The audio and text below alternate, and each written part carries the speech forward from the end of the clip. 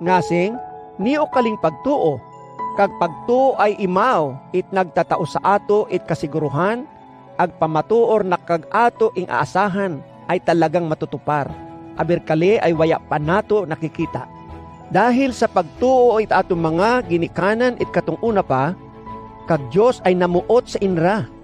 Dahil ra sa ato pagtuo, naiintindihanin nato na kag kalibutan, ag kag tanang butang raha ay ingtuga it Diyos, parayan sa gahom it ida Bisaya. Kag gustong Bisayahon it kali, ay kag mga nakikita ay ginghuman halin sa mga butang nakwaya nakikita. Halimbawa anay, si Abel, dahil sa ida pagtuo, kag ida ing halar sa Diyos ay mas kahalamutan sa pagmuyat it Diyos, kaysa sa ing halar it ida manghor naksikain. Parayan ra sa pagtuo ni Abel, sida ay ing bilang it Diyos na kumatarong sa ida pagmuyat.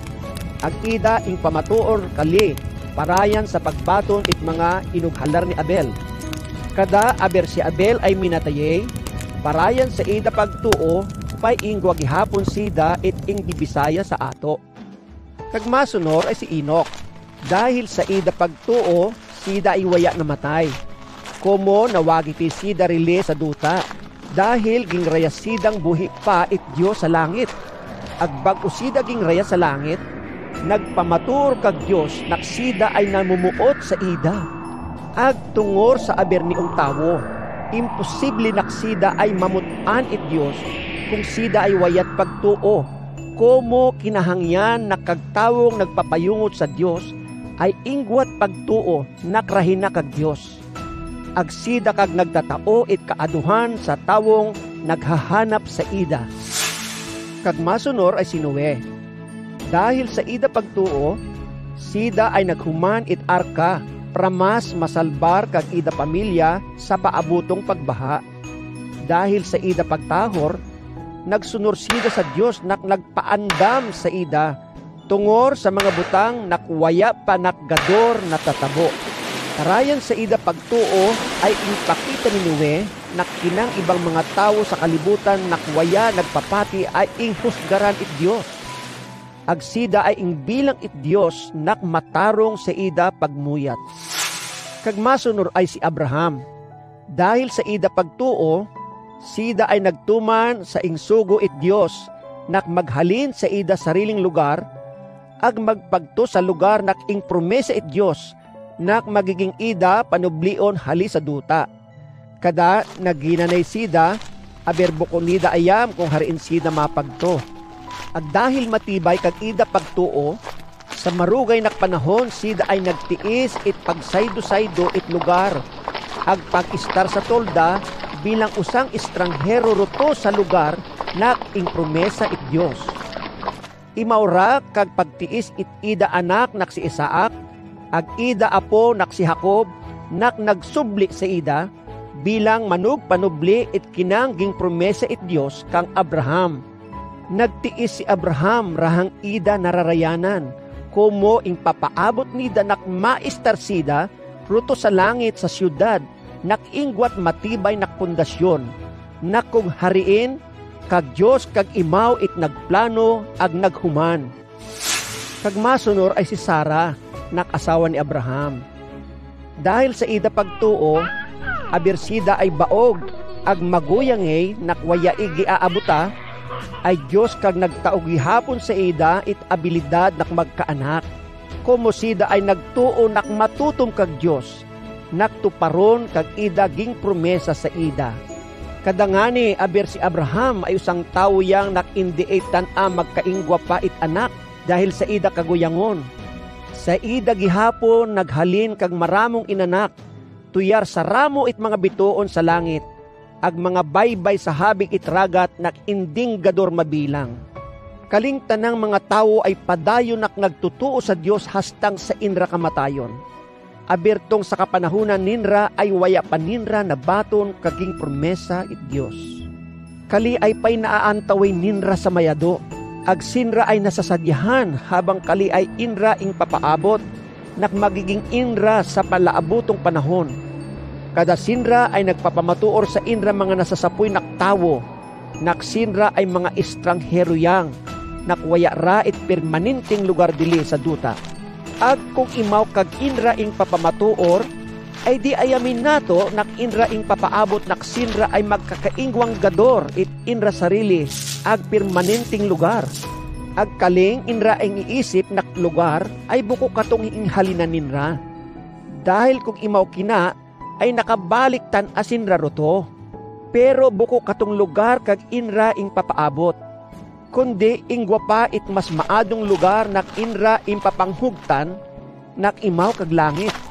Kada waya nahuda kag Dios nak kilayon sida nak imaw kag inra Dios. Ayam nato nak matuor kali. Komo ging amanay nida kag ing sisiling nak syudad roto para sa inra. Isipon nato kag pagtuo nak ing pakita ni Abraham tong ing porbahan sida it Dios. Dahil sa ida pagtuo, sida ay hanrae nak matyon kag ida bugtong nak anak nak si Isaac para mas ihalar sa Dios. Aber ging promesa it Dios nak si Isaac kag ahalinan it ida mga inanak. Dahil nagtuo nakgador si Abraham, nakdi sarang kag Dios, nakbanhawon si Isaac, aber sida ay namatay. Ag aber wayag ipadayon si Abraham sa paghalar kang Isaac, dahil sa bandang huli, ing bawalan sida it Dios. Ay parayan gihapon diling natabo, ay paiging banhaw it Dios si Isaac. Ag masunor, si Isaac ray. Dahil sa ida pagtuo, ing bindisyonan nida kag ida mga anak, nak sina Jacob ag Isaw. Ag parayan dili, ida ing taoy sa inra kag mga pagpakamaado halin sa Dios, nak mapapasa inra sa palaabutong panahon. Ag tuya rayra kang Jacob. Dahil sa ida pagtuo, it katong sida ay mayungot ing mamatay, ay ida ing bindisyonan kag rohang anak ni Jose, bag-o nagdayaw sa Dios, hapang nagpapangudapot sida sa ida baston. Ag imauray kang Jose. Dahil sa ida pagtuo, it katong sida ay mayungot ing mamatay, ay nagpauna sida it Bisaya tungor sa paabutong paghalin sa Ehipto it tanang ida mga kahalihan halin sa linya it ida tatay nak si Jacob, nak ing tatawag rang Israel.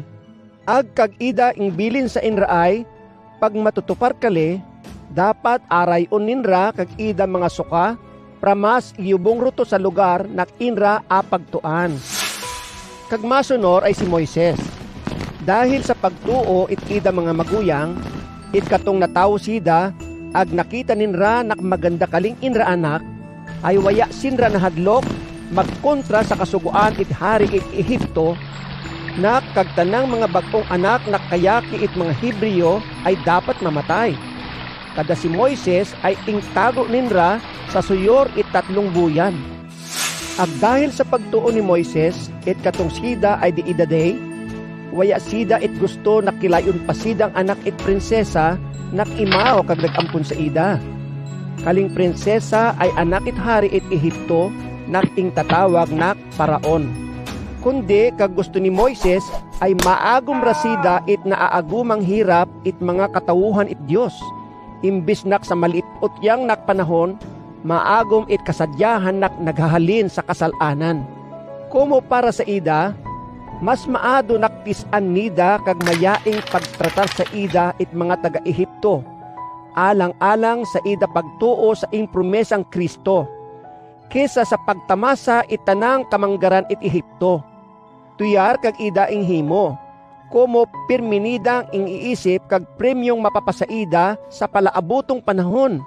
Kadangani dahil sa ida pagtuo, si Moises ay naghalin sa Ehipto nakwayat kahadlok sa kahangit it hari. Ag ingtisan nida kag tanang hirap, dahil pay kag ida ing mumuyatan pirmi ay kag Diyos siyang, aber waya panida nakikita. Ag dahil sa ida pagtuo, ging sugo ra ni Moises kag ida mga kaibahang inanak ni Israel kung nio kag inra dapat tumanon bag-o makahalin sinra sa Ehipto. Ag imaw kali kag inra naging pista it pagkaluwas sa Ehipto. Ging sugo nida sinra nak ihawon kag karnero ag ipahir kag rugo sa mga hamba it inra bayay. Pramas indi giuliton kag aber usa sa inra mga anak pag-abot it anghel para matyon kag mga panganay nak anak sa Ehipto. Dahil sa pagtuo it kinang mga inanak ni Israel, sinra ay nakatabok sa puyang ragat, dahil kag ragat ay natunga, ag kag inrarayanan ay naging tuyar sa uga nakduta.